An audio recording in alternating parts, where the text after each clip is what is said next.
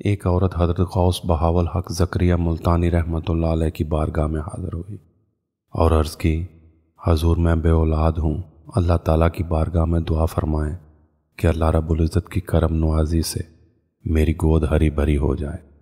آپ رحمتہ اللہ علیہ نے آنکھیں بند کر لیں اور لوح محفوظ پر نظر ڈالی تو یہ لکھا ہوا دیکھا کہ اس عورت کی قسمت میں اولاد نہیں ہے۔ آپ نے فرمایا، تمہاری قسمت میں اولاد نہیں ہے۔ وہ عورت مایوس ہو کر واپس لوٹ رہی تھی کہ راستے میں حضرت غوث کے پوتے حضرت شاہ رکن عالم رحمتہ اللہ علیہ بچوں میں کھیل رہے تھے۔ اس عورت کو روتے ہوئے دیکھ کر فرمایا، آپ کیوں رو رہی ہیں؟ عورت نے بتایا کہ شہزادے میں تمہارے دادا جان کے پاس گئی تھی تاکہ ان سے اولاد کے لیے دعا کرواؤں، مگر انہوں نے فرمایا ہے کہ تمہاری قسمت میں اللہ تعالیٰ نے اولاد نہیں لکھی۔ حضرت شاہ رکن عالم رحمتہ اللہ علیہ اس وقت ابھی بچے تھے۔ آپ نے فرمایا، پھر تو نے کیا کہا؟ اس عورت نے عرض کی، شہزادے میں کیا کہہ سکتی تھی؟ آپ رحمتہ اللہ علیہ نے فرمایا، میں تجھے جواب سکھاتا ہوں، مگر دادا جی کے سامنے میرا نام نہ لینا۔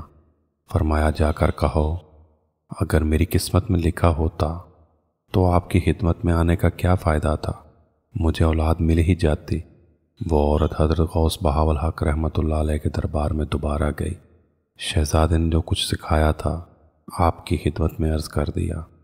آپ رحمتہ اللہ علیہ نے مسکرا کر فرمایا، ابھی عمر چھوٹی ہے اور باتیں اونچی کرتا ہے۔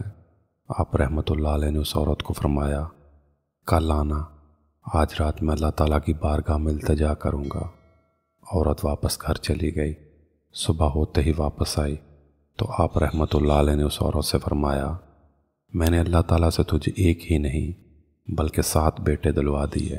آپ رحمتہ اللہ علیہ کی دعا سے اللہ کریم نے اس عورت کو 7 بیٹے عطا فرمائے۔